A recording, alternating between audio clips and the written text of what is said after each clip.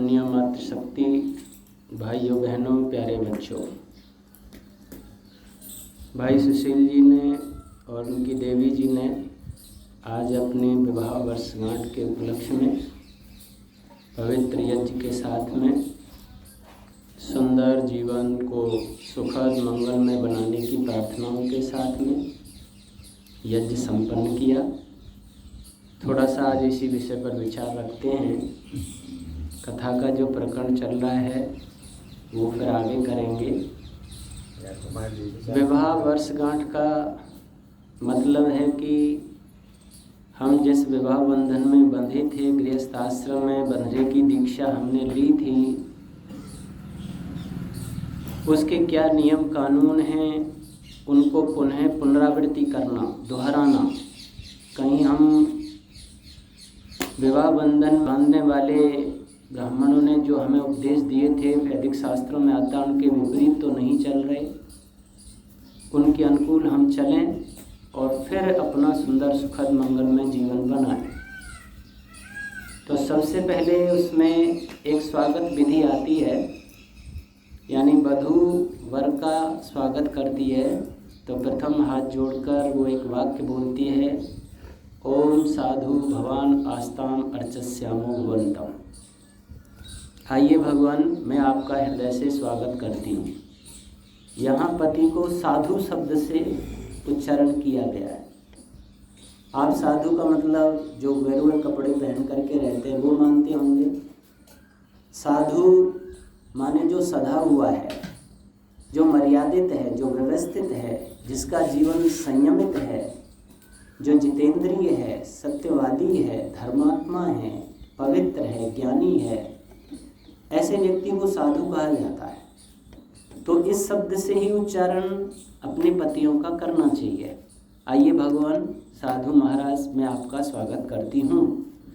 उधर पति महोदय भी कहे, हाँ देवी जी मैं आपका स्वागत स्वीकार करता हूँ, धन्यवाद। फिर आसन देते हैं, जल देते हैं, मधुपर्क देते हैं। इस प्रकार की स्वागत विधि होती है। जब कभी भी प्रथम बार मिलन हो, प्रथम बार का मतलब है बाहर से कभी पति देव आए या पत्नी आए, जो कुछ घंटों के बाद में 2, 4, 10, 20 घंटों के बाद में हम मिल रहे हैं, या रात्रि शयन के बाद प्रातःकाल मिल रहे हैं, तो प्रथम हमें एक दूसरे का इस प्रकार स्वागत करना चाहिए।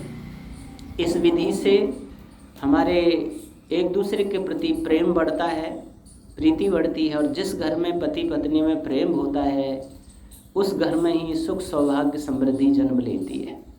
और जिन घरों में पति पत्नी में आपस में विरोध होता है, द्वेष होता है, एक दूसरे का सम्मान नहीं करते, एक दूसरे से छोटी मोटी बातों पर खटपट होकर बोलते नहीं हैं, कई कई दिनों तक निकल जाते हैं, तो उस घर में शोक जैसा छाया हुआ होता है और वहाँ दुख दुर्भाग्य ही पैदा होता है, संतानों पर भी दुष्प्रभाव पड़ता है। इसलिए अपनी किसी स्वार्थपरता को छोड़कर परिवार के कल्याण के लिए हमें एक दूसरे से प्रगाढ़ प्रेम ही करना चाहिए। अभी यज्ञ में आहुति देते समय एक मंत्र बोला था, जिसको वहाँ वर वधू आकर के यज्ञ पंडाल में, यज्ञ मंडप में और हाथ जोड़कर सबको संबोधित करके मंत्र बोलते हैं, ओम समंजन्तु विश्वे देवा समापो हृदयानि नौ सम मातृस्वा सम धाता सम दृष्टि दधातु नौ। दोनों उस समय कह रहे हैं कि समंजन्तु विश्वे देवा, इस विवाह मंडप में उपस्थित समस्त देव पुरुष विद्वानों को संबोधित करके कहते हैं कि आप हमें ज्येष्ठ श्रेष्ठ गृहस्थ आश्रम में प्रवेश करने की अनुमति दीजिए, और हम आपके सामने एक प्रतिज्ञा करते हैं कि हम दोनों इस प्रकार मिलकर के गृहस्थ में रहेंगे जैसे दो जल एक होकर के रहते हैं।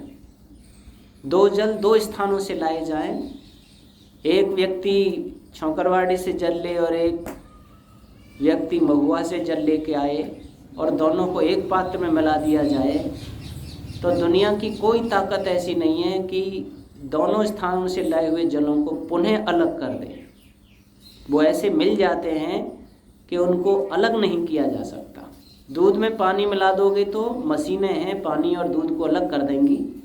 सोने में अन्य धातु मिला दो तो अन्य धातु अलग हो जाएगी, सोना अलग हो जाएगा। आप किसी भी चीज़ में कोई चीज़ मिला दोगे तो मशीनें हैं, यंत्र हैं, वो उसको अलग कर सकते हैं। लेकिन जल में और जल मिला दिया जाए दो स्थानों का, उसके कोई अलग नहीं कर सकता। वैसे हम दोनों एक हृदय होकर के रहेंगे, एक मिल कर के रहेंगे, कभी हम विपरीत नहीं होंगे। अब एक होने के लिए क्या करना पड़ेगा? तो वहाँ का है समधाता। जैसे भगवान ने इस सृष्टि को अपने लिए धारण नहीं किया है, भगवान ने इस सृष्टि को स्वयं के सुख के लिए धारण नहीं किया है, प्रजाओं के सुख के लिए, प्राणियों के सुख के लिए धारण किया है। तो उधर वर कह रहा है कि मैं अपने सुख के लिए देवी को धारण नहीं कर रहा हूँ, मैं तो इनके सुख के लिए धारण कर रहा हूँ। इधर देवी जी कहती है मुझे अपने सुख के लिए इनका धारण नहीं करना है, मैं हमेशा वो कार्य करूँगी जो इनके सुख का होगा। जैसे भगवान प्राणियों के सुख के लिए सृष्टि बनाता है, अपने लिए नहीं, वैसे मेरे सारे कार्य इनके सुख समृद्धि के लिए होंगे, अपने लिए नहीं होंगे। चाहे मैं दुख कष्ट क्लेश वेदना कुछ भी सहन करूं, पर इनके सुख में कभी कोई कमी नहीं आने दूंगी। या वो भी कहते हैं मैं कभी इनके सुख में कमी नहीं आने दूंगा। समधाता सममातृस्व। जैसे प्राणवायु हमको प्रिय होती है, दुनिया में सबसे ज़्यादा प्यारी चीज़ क्या चीज़ है? अपने प्राण, अपना जीवन। मुझे अपनी ज़िंदगी सबसे प्यारी होती है। जब ज़िंदगी खतरे में आती है तो कहते हैं मकान बेच दो, ज़मीन बेच दो, तुम कहीं कुछ भी करो पर मुझे ठीक करो, मुझे स्वस्थ करो, मैं ज़िंदा रहना चाहूँ। सब कुछ लुटा दो पर मेरा जीवन सुरक्षित रहना चाहिए। अपने प्राण कितने प्यारे होते हैं। उस प्राण जब खतरे में आते हैं तो कुछ भी अच्छा नहीं लगता है, कोई याद नहीं आता है। जैसे एक बार एक गुरुजी, मैं इसको दूसरे तरीके से यहाँ रख रहा हूँ, गुरुजी ने एक अपने शिष्य को नदी में स्नान कर रहे थे, उसके कंधे पर हाथ रख के ऐसे डुबो दिया और काफ़ी देर डुबो करके रखा। जब लगा गुरुजी को कि अब इसके प्राण निकलने वाले हो रहे हैं तो हाथ उठाए, ऊपर आया, उससे पूछा, उसने कहा गुरुजी आप मुझे मारना तो नहीं चाह सकते, पर आपने ऐसा क्या किया कि कुछ समय और दबा के रखते पानी में तो मेरे प्राण ही निकल जाते। बोले एक बात बता चेला, जिस समय तू पानी में डूबा हुआ था उस समय तुझे भोजन याद आ रहा था कि नहीं? अच्छे सुंदर रेशमी वस्त्र याद आ रहे थे? नहीं माता पिता याद आ रहे थे? नहीं धन धान मकान दुकान गाड़ी बंगले याद आ रहे थे? कुछ नहीं याद आ रहा था। क्या याद आ रहा था? केवल मुझे प्राण याद आ रहे थे। मेरे प्राण बचे, मुझे बाहर निकलूं और श्वास मिले, जीवन मिले मुझे, बस यही याद आ रहा था और मुझे कुछ भी याद नहीं आ रहा था। तो प्राण सबसे ज़्यादा प्रिय होते हैं। ऐसे हम एक दूसरे का प्रियाचरण करेंगे। वहाँ ये कहा है सब मातृस्व। जैसे प्राण हमको प्रिय है वैसे मैं इनको प्राणों से प्यारा समझूंगी, मैं इनको प्राणों से प्यारी समझूंगा। अपने प्राणों को भी एक दूसरे के प्रति हम न्यौछावर कर देंगे। ऐसे एक होकर के रहेंगे। और आगे का है समदृष्टि दधातु नौ। जैसे वक्ता श्रोताओं से प्रीति करता है, यानी कोई उपदेश करने वाला उपदेश अपने लिए नहीं करता, वो श्रोताओं का कल्याण कैसे हो, उनका भला कैसे हो। शास्त्र श्रोताओं के कल्याण का क्या उपदेश करते हैं वो बोलता है, अपना उसमें कोई स्वार्थ नहीं होता। सबके हित और कल्याण, दिल दिमाग इनके अच्छे बने, इनके जीवन में सुख शांति समृद्धि आए, वो वाणी से उच्चारण करता है। तो हम जीवन में एक होने के लिए ये भी प्रतिज्ञा करते हैं कि एक दूसरे की कल्याण करने की ही वाणी का उच्चारण करेंगे। हम वाणी से कभी किसी को दुख कष्ट क्लेश वेदना पहुंचाने का काम नहीं करेंगे। ऐसा करते हुए हम एक होकर के रहेंगे। इसलिए आप हमें इस गृहस्थ आश्रम में दीक्षा प्रदान कीजिए। और इसमें एक मंत्र का और उच्चारण आया था जो हृदय समर्पण माना जाता है। विवाह का एक महत्वपूर्ण घटक है वो।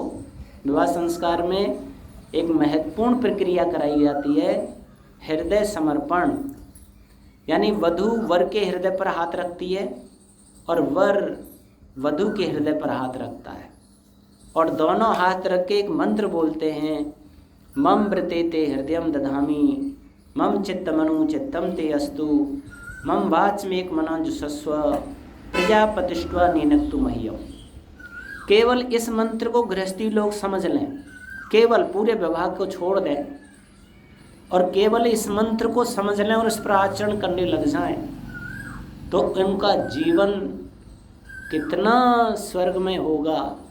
आप इस मंत्र के भावों को आचरण में ला के देख सकते हैं, समझ सकते हैं, और उनका जीवन धर्म के अनुकूल होगा। अधर्म कुछ होगा ही नहीं उनके जीवन से। इतना ही पवित्र मंत्र है। और समर्पण का मतलब है अपना संपूर्ण इनके लिए समर्पित कर देना। समर्पण आप समझ ही रहे हैं। यहाँ समझ लो हृदय रूपी स्टाम्प पेपर है और हाथ रूपी अंगूठा है। जैसे अंगूठा लगाते हैं ना स्टाम्प पेपर, संपत्ति अंगूठा लगाते ही दूसरे की हो जाती है। ऐसे अंगूठा लगाओ स्टाम्प पेपर पे, आपकी संपत्ति दूसरे की हो गई। वैसे ही हृदय पर हाथ, माने हाथ रूपी अंगूठा लगा रहे हैं हृदय रूपी स्टाम्प पेपर पे, हम आपके हो गए। और कैसे हो गए? उसमें आता है मम व्रतेते हृदयम दधामी, यानी मैं आज व्रत लेती हूँ, व्रत लेता हूँ। दोनों एक ही मंत्र को बोलते हैं, एक ही बार में आप भाव समझेंगे। मैं व्रत लेता हूँ, मैं व्रत लेती हूँ अपने हृदय को आपके हृदय से जोड़ने का। अपने हृदय को आपके हृदय से जोड़ने का मतलब क्या है? जो हम अपने हृदय में दूसरों से चाहते हैं। जैसे पुरुष चाहता है ये देवी हमेशा मेरा सम्मान करे, हमेशा मेरे से सत्य बोले, झूठ नहीं बोले, कभी मेरे साथ चोरी नहीं करे, छल कपट नहीं करे, धोखाधड़ी नहीं करे। जैसे मैं चाहता हूँ वैसा मैं आपके साथ व्यवहार करूँगा। अपने लिए जो चाहता हूँ वो दूंगा मैं आपके लिए। बस सीधी सी कहानी है। इसको कोई भी पढ़ सकता है, इस पाठ को। इसे बहुत वेद शास्त्र पढ़ने की ज़रूरत नहीं है। हम सम्मान चाहते हैं तो हमेशा सम्मान दें, कभी अपमान ना करें। हम सत्य बोलना पसंद करते हैं तो सत्य बोलें। हम छल कपट नहीं चाहते तो हम भी छल कपट ना करें। एकदम खुला व्यवहार, खुली किताब की तरह एक दूसरे के साथ ऐसा व्यवहार हम करेंगे। ये समर्पण हमारा है। मम चित्तमनु चित्तम ते अस्तु, मेरे चित्त के विचार आपके विचारों के अनुकूल होंगे, विपरीत नहीं होंगे। जैसे पति महोदय ने कहा देवी जी आज तो हम यज्ञ करेंगे, तो हाँ ठीक है यज्ञ करेंगे। और वो कहे जी मेरे पे फुर्सत नहीं है, आप कर लो करना हो तो, मुझे तो ये करना वो काम है बहुत सारे, तो मैं तो यज्ञ की लगी रहती है, और कामों की तो तुम्हें चिंता ही नहीं है। नहीं, सारे काम छोड़ दो। जो उनकी इस समय पसंद हुई है, जो उन्होंने कोई प्रस्ताव रखा है, तुरंत सब काम पीछे करेंगे।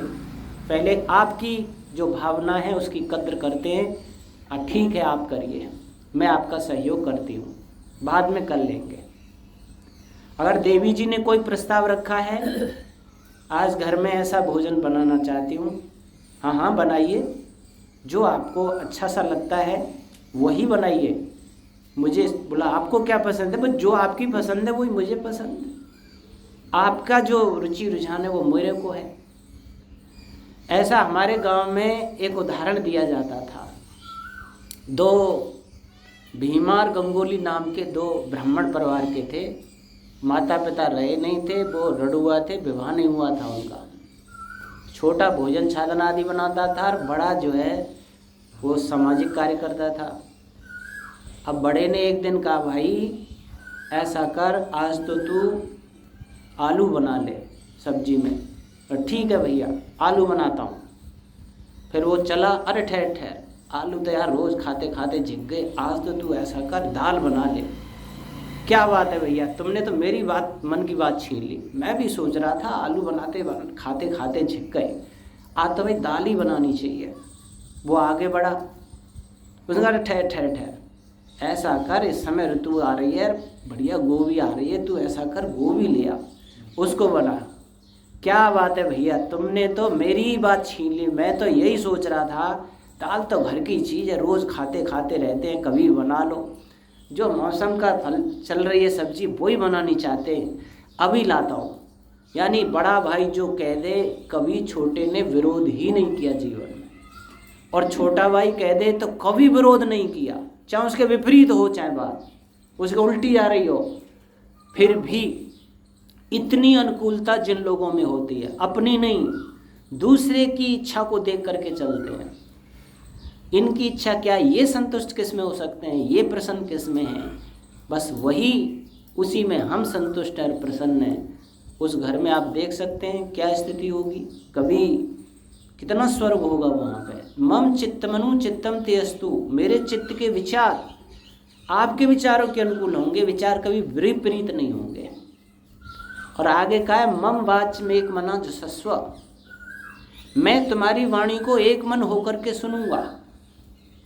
वो कहते हैं मैं भी तुम्हारी एक मन होकर वाणी को सुनूंगी, तब हम निर्णय लेंगे। ऐसे नहीं है कि सुना नहीं और निर्णय ले दिया। या भी मैं एक छोटा सा उदाहरण देता हूँ। जैसे पति महोदय अपनी ड्यूटी पर जाते हैं, तो देवी जी रसोई में काम कर रही हैं। उन्होंने कहा देवी जी मैं अपनी ड्यूटी के लिए जा रहा हूँ। हाँ ठीक है जाइए, पर सुनो, हाँ जाइए, सुन लिया, मुझे बहुत सारे काम करने हैं, तुम्हारी सुनूं कि अपने कामों को करूं। अब वो चला गया। अब शाम को देर से आया, पत्नी ने कहा कि हाथ मुँह धो लो, भोजन कर लो, कि आज पार्टी थी, भोजन करके आया हूँ, भोजन तो नहीं करूँगा। तो बोल के क्यों नहीं गए, इतना सारा भोजन बिगड़ेगा यहाँ पे, पहले कह के नहीं जा सकते थे, मैं क्यों बनाती। बोला देखो सुबह मैं वही तो कहने जा रहा था कि सुनो मैं आज पार्टी में जाऊंगा, भोजन नहीं करूँगा, मत बना। सुना कहाँ तुमने कहते हाँ जाओ, मुझे बहुत सारे काम करने, तुम्हारी सुनूं कि अपने काम करूं। वही तो मैं कहने जा रहा था, पर तुमने सुना कहाँ। या कह रहे मम वाच में एक मना जुसस्व, हम एक दूसरे की वाणी को एक मन होकर के सुनेंगे और सुन करके उसे मंथन करेंगे, विचार करेंगे, युक्ति युक्त है, ठीक है कि नहीं है। अगर विपरीत लगता है तो हम आपसे निवेदन करेंगे, प्रार्थना करेंगे कि मुझे इसमें थोड़ा ये शंका लग रही है, आप इस पर पुनः विचार करो। प्रेम पूर्वक इस पर निर्णय लेंगे, पर हम सुनते नहीं और अपने मन में निर्णय ले देते हैं। एक दूसरे को वो कुछ भी कहना चाहता है, वो कुछ उसकी सुनना नहीं चाहता। यहाँ पहले ही कहा है कि हम एक मन होकर एक दूसरे की वाणी को सुने। ये वाणी का व्यवहार जो है ना, वो जीवन को कितना रसमय बना सकता है और कितना विषमय बना सकता है, जहर घोल सकता है।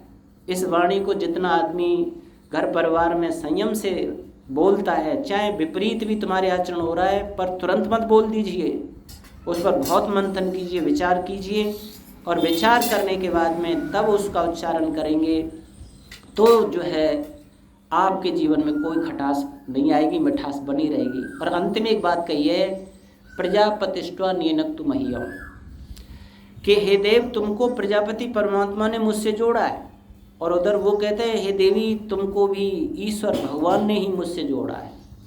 हमारी संस्कृति ये मानती है जैसे माता पिता का चयन हम नहीं करते, भगवान हमको देता है। विद्वान माता पिता के यहाँ भेजा कि मूर्ख माता पिता के यहाँ भेजा, ये भगवान देता है। वैसे ही पति पत्नी भी भगवान जोड़ता है हमें, और वो हमारे कर्मों के आधार पर जोड़ता है। माता पिता हमारे कर्मों के आधार पर मिले, भाई बंधु कर्मों के आधार पर मिले, तो देवी देवता भी कर्मों के आधार पर मिले। हमने एक निर्णय ले लिया दिमाग में, हमारी संस्कृति ये मानती है जो हमारा विवाह हो गया, ये साथी भीरी मेरे हिस्से में इस जीवन में आना ही था, इसमें कुछ कमियां हैं तो भी मैं सहन करूंगा, अच्छाइयां हैं तो मैं इनका धन्यवाद करूंगा। मुझे ये नहीं देखना है कि अरे इनसे गलत विवाह हो गया, अरे वहाँ से हो जाता तो अच्छा रहता, कहाँ फंसा दिए माँ बाप ने, कहाँ किसी के घर में डाल दिए हम। ये शिकायतें हमारे यहाँ होती ही नहीं है। हमारे यहाँ तो ये होती है कि बस जो आप आ गए साथी, आप ही आने थे, भगवान ने जोड़ा है, भगवान के निर्णय गलत नहीं होते। भगवान ने जो प्रसाद रूप में आप हम एक दूसरे को दिया है, हम भगवान का धन्यवाद करते हैं, और जो भी अच्छा सा, जो भी कुछ प्रतिकूल अनुकूल होगा उसमें भी भगवान का धन्यवाद करते चलेंगे। कोई हमारी शिकायत शिकवा नहीं होगी, आज से कोई शिकायत शिकवा नहीं, एक दूसरे को और भगवान का पूर्ण भरोसा और विश्वास, इस बात को लेकर के आप समझते हैं जिस घर में भगवान पर पूर्ण भरोसा और विश्वास होगा और प्रतिदिन हर काम भगवान का भरोसा विश्वास करके करते होंगे, नाम लेके करते होंगे, तो उस घर में किसी प्रकार की कोई कमी, परेशानी, बेचैनी, अशांति नहीं आ सकती है। इसीलिए ईश्वर का ध्यान करें, हवन यज्ञ करते रहें, बड़ों का सम्मान करते रहें। विवाह संस्कार में बहुत सारे प्रशिक्षण, ट्रेनिंग आती हैं जो आपके जीवन को सुखद मंगलमय बनाती हैं। वो आपने आज दोहराया है और भगवान से प्रार्थना भी की है, हमारा पति पत्नी दाम्पत्य गृहस्थ जीवन सुखमय, मंगलमय हो, आनंदमय हो, हमारे आने वाली पीढ़ियां भी अच्छी बने और हम एक आदर्श गृहस्थी बनकर संसार को अपना एक आदर्श दे करके हम जिएं, ऐसा आपने अपने को दोहराया है और प्रार्थना ही की है। भगवान आपकी अच्छी भावनाओं को सफल करें। इन बातों के साथ धन्यवाद। ओम शांति।